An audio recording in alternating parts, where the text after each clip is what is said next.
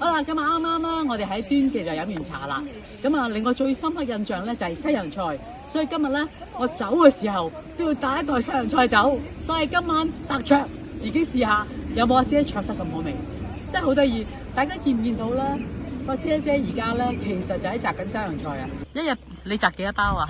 冇規定㗎，好摘咪摘多執包，多唔多生意啊？生意都 OK 㗎啦。你種西洋菜㗎，一路都係。係啊，種咗30年啦。哇，勁啊姐！呢啲係咩西洋菜啊？水種嘅咯，要幾耐先可以種到呢個水種西洋菜？睇天氣嘅啫喎。而家咧？依家咁要成個月。哦。加咁摘起1個月仲有啲摘。係。如果有北風咧，就3個禮拜搞掂啦。呢啲菜點樣整係最好食咧？白灼。落少少油。嗱，如果你咁樣，我噏多2句俾你聽啦。好啊。你梗係錄記嘅，咪你唔記得㗎？我而家錄緊㗎啦，你講啊。凍水放鹽，滾水放油。哦。一包醋咧烹5次放。哦。水滾放落去，水滾係撩起佢，跟住咪放個炸落去。